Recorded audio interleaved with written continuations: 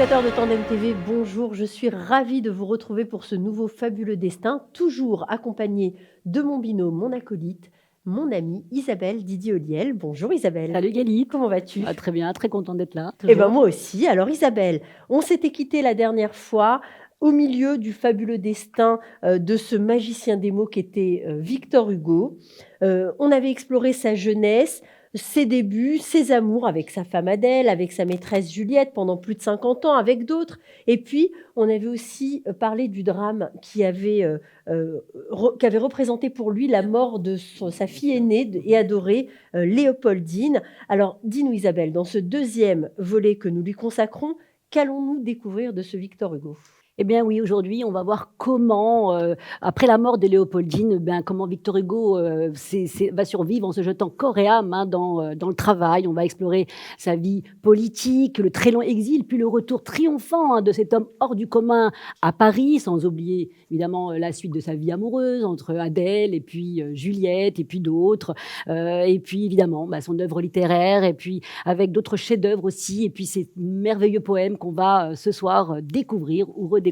Alors, je te propose directement pour commencer, Ouais. comme ça, Isabelle, un bouleversant quand on sait l'exil et le deuil. Voilà, je vous le propose aujourd'hui. Alors, j'avais devant les yeux les ténèbres. L'abîme qui n'a pas de rivage et qui n'a pas de cime était là, morne, immense, et rien n'y remuait. Je me sentais perdu dans l'infini muet. Au fond, à travers l'ombre, impénétrable voile, on apercevait Dieu comme une sombre étoile. Je m'écriais « Mon âme, ô mon âme, il faudrait pour traverser ce gouffre où nul bord n'apparaît, et pour qu'en cette nuit jusqu'à ton Dieu tu marches, bâtir un pont géant sur des millions d'arches. Qui le pourra jamais? Personne. Ô deuil, effroi, pleurs. Un fantôme blanc se dressa devant moi, pendant que je jetais sur l'ombre un œil d'alarme, et ce fantôme avait la forme d'une larme. C'était un front de vierge avec des mains d'enfant. Il ressemblait au lys que la blancheur défend. Ses mains, en se joignant, faisaient de la lumière. Il me montra l'abîme où va la poussière. Si profond que jamais un écho n'y répond, et me dit « Si tu veux, je bâtirai le pont. » Vers ce pâle inconnu, je levai ma paupière. « Quel est ton nom ?» lui dis-je. Il me dit « La prière. » Merci pour ce beau moment, C'est Galit. beau, Ouais, c'est toujours c'est très beau. magnifique. Et donc Léopoldine est donc morte avec Charles, son tout récent mari, noyés tous deux, alors qu'elle n'avait que 19 ans. Victor Hugo est bien sûr dévasté. Alors la famille voue un véritable culte à leur fille, à la sœur trop tôt disparue, et ils vont conserver tous les objets qui rappelaient Léopoldine. Et la maison va se transformer en un véritable musée. C'est pas facile pour les enfants vivants. Et c'est la jeune Adèle, la jeune dernière, qui va être la plus affectée par cette perte. Elle n'a que 13 ans au moment où sa sœur décède, et elle va avoir ce désir fou de la remplacer dans le cœur de son père. Oui, alors Adèle va entretenir une sorte de romance avec Auguste de Vacquerie, le frère de Charles, l'époux de Léopoldine. Et elle écrit dans son journal qu'elle aimerait mourir et être enterrée aux côtés d'Auguste, près de Charles et Léopoldine. Elle veut reproduire le destin tragique de sa sœur, pensant sans doute que c'est le moyen pour elle d'être aimée de son père autant que sa sœur aînée. Eh oui, cette jeune Adèle a un esprit très tourmenté. D'ailleurs, il y a peut-être comme ça un gène comme ça dans la famille, puisque le frère de Victor Hugo, Eugène, est mort fou, et une folie dans laquelle sombrera la jeune Adèle à la suite du départ de la famille en exil sur l'île de Guernesey, et dont on va en parler. Ouais. Alors, on l'a dit, Victor Hugo, bien sûr, est brisé, vraiment. Il n'écrit plus, il ne produit plus rien, ni théâtre, ni roman, ni poème. Il connaît même au même moment un échec avec une de ses pièces, Burgrave, et il va juste plus écrire pendant un certain temps, et va se jeter. Là, il va trouver donc un échappatoire, une échappatoire, la politique. Et il va y trouver un nouveau souffle, une tribune qui va être vraiment salutaire pour Ouais, lui. ouais, là, dire ça mérite qu'on s'y attarde un moment, hein. Alors Hugo est né en 1802, alors la Révolution française est évidemment passée par là et si on suit son itinéraire politique, on peut retracer les bouleversements, de la France à cette époque. Alors pendant la première moitié de sa vie, Victor Hugo, lui, s'adapte, hein, au changement, de régime, il est ultra-royaliste, quand la monarchie des Bourbons est restaurée. Il suit la Révolution de 1830, sans la désapprouver. Il critique la monarchie libérale de Louis-Philippe entre 1830 et 1848, mais ne dédaigne pas les honneurs qu'elle lui accorde. Et après la Révolution de 1848, au début de la Seconde République, eh bien, il est élu au Parlement, soutient le nouveau pouvoir et participe à la vie publique. Et oui, et puis malgré cette faculté d'adaptation, Victor Hugo remet toujours en question ses idées. Il est quand même fortement soupçonné d'opportunisme et de retourner sa veste, mais il se défend bien grâce à sa plume toujours, et il répond à ce sujet, je cite, mauvais éloge d'un homme que de dire son opinion politique n'a pas varié depuis 40 ans. C'est-à-dire que pour lui, il n'y a ni expérience de chaque jour, ni réflexion, ni repli de la pensée sur les faits. C'est louer une eau d'être stagnante, un arbre d'être mort. C'est préférer l'huître à l'aigle. L'opinion d'un homme peut donc changer honorablement pourvu que sa conscience ne change pas. Il écrit ça en 1834. Parfois, lui est d'actualité encore, hein. Donc Victor Hugo a souvent varié politiquement, mais c'était vraiment un visionnaire, hein. Pour lui, vivre, c'est être engagé et agir. Et c'est un principe auquel il ne dérogera jamais. Ses premières orientations politiques sont calquées sur celles de sa mère, hein, qui, elle, était royaliste. Mais rapidement, il va se préoccuper de ce qui ronge la société à cette époque. Et ce qui le révolte, c'est la misère, la misère extrême des couches populaires et leur ignorance et le fait qu'il n'y a pas d'école, hein, républicaine et l'absence de générosité des classes supérieures.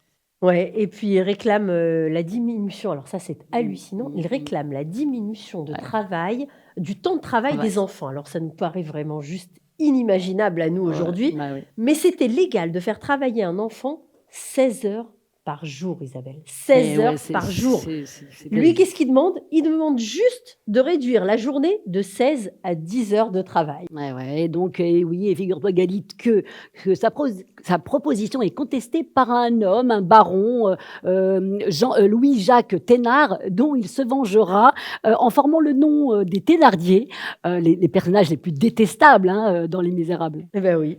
Alors tout ça va le conduire à passer de la droite de l'échiquier politique vers une gauche très fraternelle, très humaniste, très généreuse. Et comme dans Les Misérables, encore, cette œuvre majeure où le parcours du personnage de Jean Valjean est dominé par cette, vraiment par cette révolte contre l'injustice. Ouais, ouais, ouais. Et donc, mais c'est vrai que ce n'est pas seulement à travers son œuvre, hein, que Victor Hugo défend les pauvres et les déshérités.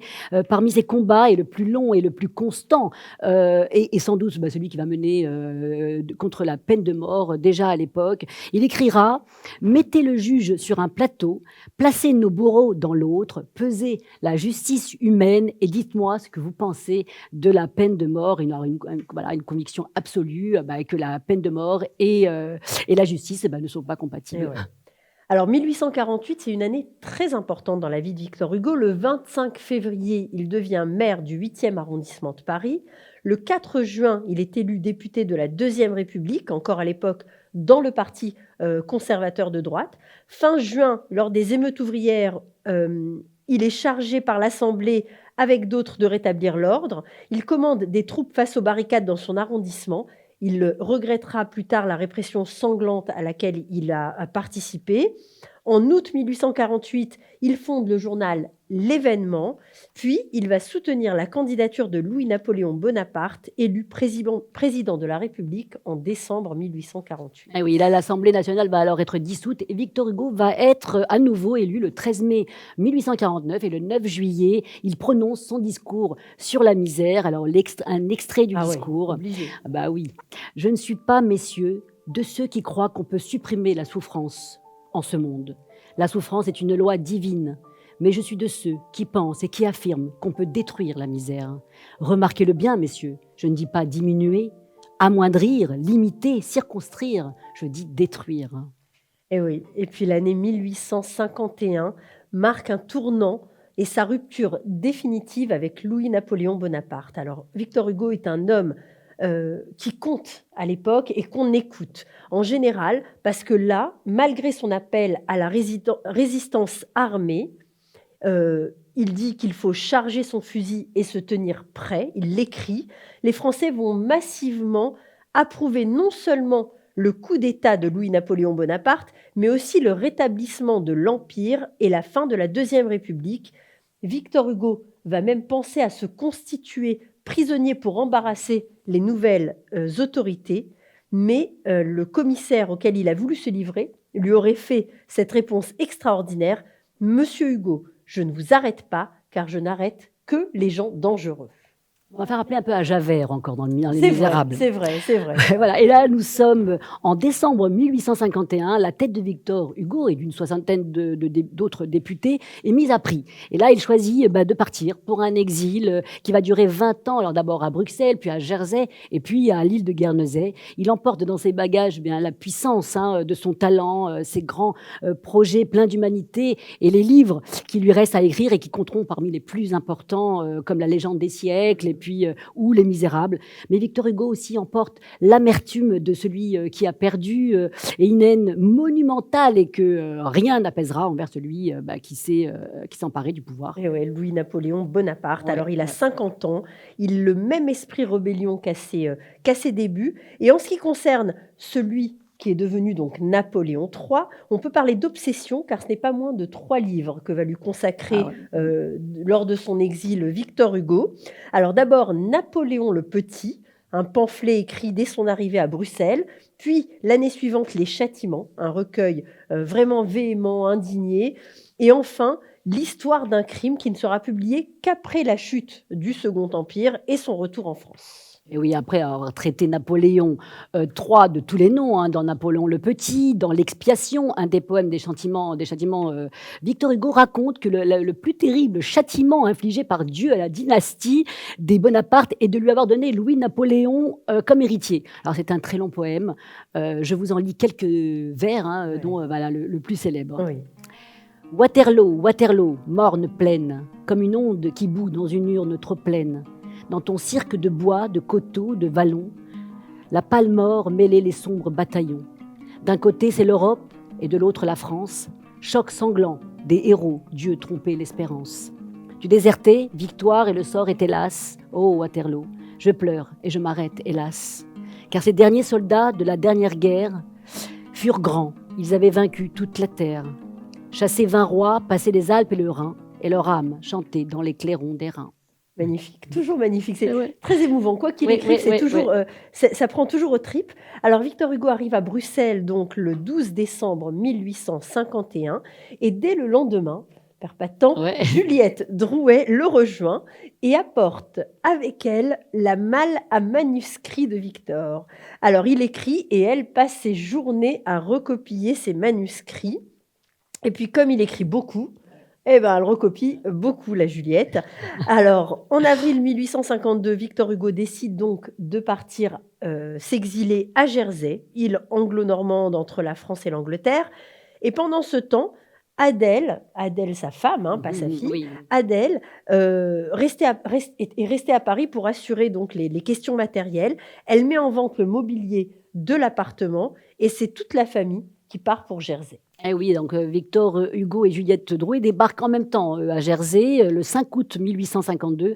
Alors la famille Hugo va très vite s'installer dans une maison sur le bord de la mer et Juliette dans une habitation jamais très loin, Juliette. Alors l'exil à Jersey va durer 3 ans et va être l'occasion pour Victor Hugo d'explorer d'autres voies artistiques. Il va beaucoup dessiner, peindre et puis il va aussi, grâce à son fils Charles, s'intéresser aussi à la photographie. Et puis, en septembre 1853, il va faire la connaissance d'une mondaine, de Delphine de Girardin, de Passage, qui va lui permettre qui va lui apprendre la pratique des tables parlantes. Alors voilà, ce qu'on appelle le spiritisme, donc qui permet de communiquer avec l'esprit de gens, de personnes décédées. Alors le soir, après le dîner, pour meubler, les longues années, d'exil, Soirée, soirées d'exil, voilà, les soirées, je veux dire. Victor Hugo, s'adonne parfois à cette pratique donc en vogue, hein, alors évidemment, il tente d'établir, un contact avec les disparus, mais c'est surtout avec sa fille Léopoldine, hein, qui veut parler. Il y prend goût et cela va durer jusqu'à la fin de son exil à Jersey. Ouais, et puis, cette fin d'exil, à Jersey qui va arriver donc en octobre 1855 quand 3 exilés français sont expulsés de l'île. Alors, après avoir publié un texte pour s'opposer à la visite officielle de la reine Victoria à Napoléon III. Alors Victor Hugo publie avec d'autres une déclaration de soutien à ses amis, ce qui amène les autorités à ordonner également son expulsion et le 31 octobre 1855, la famille Hugo au complet embarque pour l'île toute proche de Guernesey. Et oui, alors après quelques jours passés à l'hôtel, Victor Hugo emménage dans une maison au 20 rue Hauteville, où il reste pendant 1 an, mais il achètera cette maison 10 ans plus tard avec Juliette Drouet, qui y habitera. Il finit l'écriture de son plus grand recueil de poésie, Les Contemplations, hein, qui paraît en avril 1856 à Bruxelles et à Paris. Et c'est un grand succès, hein, qui lui permet d'acheter dans la même rue d'Hauteville, la Hauteville House, et qui sera sa résidence jusqu'à la fin de son exil, presque 15 ans plus tard. Et oui. Alors Victor Hugo, il aime, hein, cette maison. Il est passionné de brocante et de décoration. Il se consacre pendant 3 ans, il faut bien passer le temps en exil, Ouais. à l'aménagement de Hauteville House. Il la personnalise entièrement. Il réalise lui-même la décoration intérieure avec des meubles et des objets trouvés sur l'île. Ah ouais, il ne perdant jamais le nord en même temps, il emménage La Fallue, qui est la première maison de Juliette Drouet, à Guernesey et qui est tout près de Hauteville House. Mais on est obligé de s'arrêter une minute sur ces contemplations qui, évidemment, qui sont offerts à la littérature française, quelques-uns de ses plus beaux Oui, oui, poèmes. bien sûr. Et je crois que tu as un préféré, Ah Galit, ouais, oui que tu vas Isabelle, nous alors lire. c'est vrai, il y en a tellement, on aurait pu faire une émission entière Ah ouais, consacrée que aux de poèmes. contemplations, Oui. mais si Hugo parlait bien de tous les sujets, c'est vraiment, mieux que quiconque qu'il parlait, bien sûr d'amour. Alors je vous en propose un. Il lui disait: «Vois-tu, si tous 2 nous pouvions, l'âme pleine de foi, le cœur plein de rayons, ivres de douce extase et de mélancolie, rompre les 1000 nœuds dont la ville nous lie, si nous pouvions quitter ce Paris triste et fou, nous fuirions, nous irions quelque part, n'importe où, chercher loin des vains bruits, loin des haines jalouses, un coin où nous aurions des arbres, des pelouses, une maison petite avec des fleurs, un peu de solitude, un peu de silence, un ciel bleu, la chanson d'un oiseau qui sur le toit se pose, de l'ombre, et quel besoin avons-nous d'autre chose?» Bah ouais. Eh oui, Il a raison. magnifique. Mais revenons à Hauteville House. Alors, cette maison devient le symbole de la liberté, et Hugo, un héros de la résistance. Il aurait pu rentrer en France, hein, dès 1859, quand une mesure d'amnistie a été décidée par l'empereur, mais il refuse et il déclare, fidèle à l'engagement que j'ai pris vis-à-vis de ma conscience, je partagerai jusqu'au bout l'exil de la liberté. Alors, en septembre 1859, il publie La Légende des siècles, un recueil de poèmes écrit comme une œuvre monumentale qui retrace l'histoire, hein, et l'évolution de l'humanité. Alors, en parallèle, Victor Hugo poursuit son combat, hein, contre la peine de mort, un combat qu'il n'abandonnera jamais. Et en 1860 et en 1861, il se consacre principalement à la rédaction de son roman, Les Misérables, et puis qui est publié en 1862 et qui connaît évidemment le succès qu'on connaît, qui a traversé Qui s'appelait Les générations. Misères au départ, pendant qu'il l'écrivait, et à la fin, ça s'est appelé Les Misérables. Alors tout ça, c'est à Hauteville House encore que ça se passe. Il écrit debout. Il jette ses feuilles sur la banquette pour faire sécher l'encre.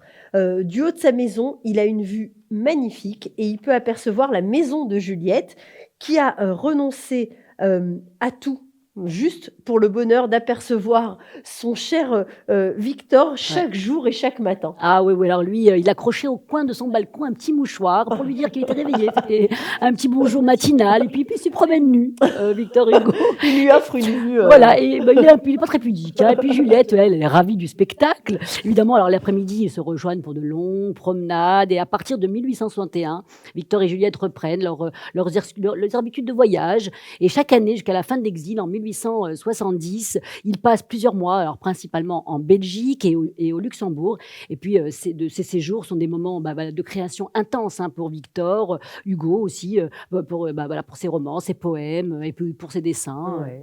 Alors le reste de la famille Hugo aussi hein, s'éloigne progressivement de Guernesey.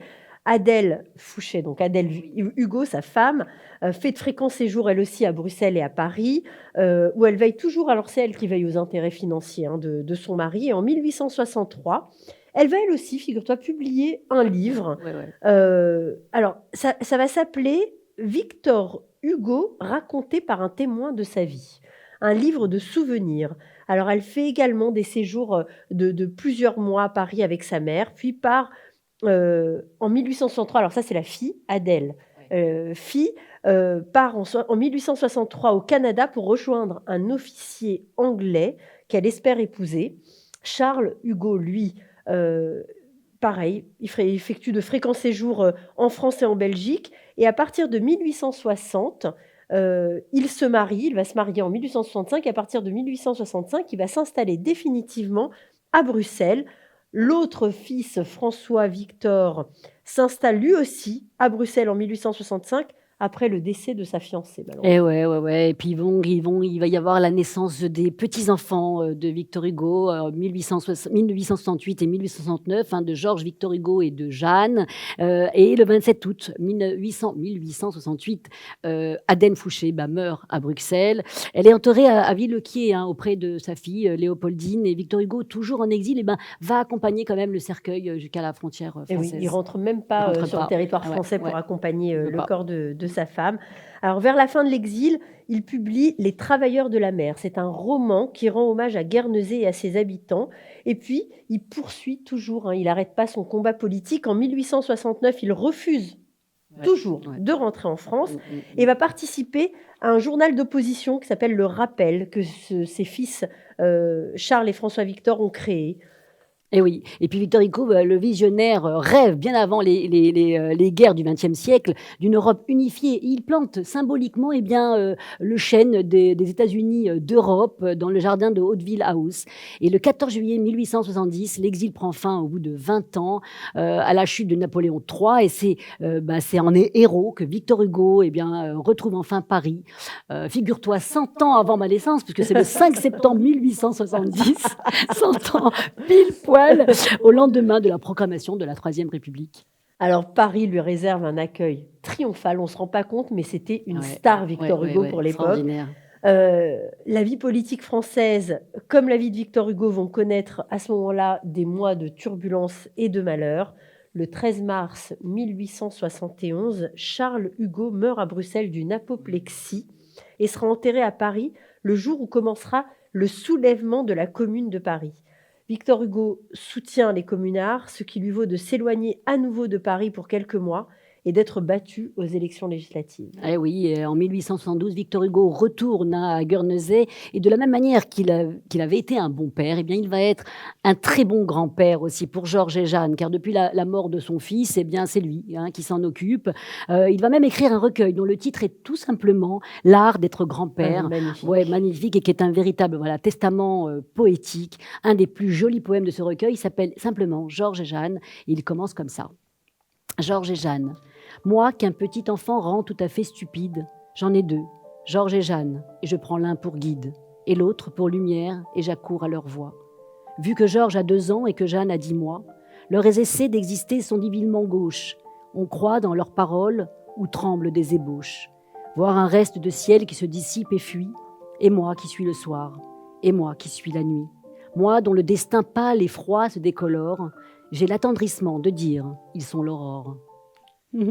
Très joli. Alors, le 30 janvier 1876, Victor Hugo est élu sénateur, mais c'est un homme seul qui a vu partir les membres de sa famille les uns après les autres. Il ne lui reste que Georges et Jeanne. Après Charles, François-Victor, lui aussi, est mort, et Adèle, sa fille, s'est enfermée dans la folie. Il va donc offrir tout son amour à Georges et Jeanne, avec qui il est très affectueux. Il ne les gronde jamais. Ouais, pour ses 80 ans, ses petits-enfants sont en première loge, hein. Il entre sous leurs yeux dans la légende, Victor Hugo. Une fête grandiose et donnée. Il bénéficie d'une ferveur exceptionnelle du peuple et on lui envoie des milliers et des milliers d'hommages et des félicitations. Les gens défilent sous sa fenêtre. Bah, c'est absolument incroyable. Ouais. Et le 26 février 1881 est décrété carrément jour férié.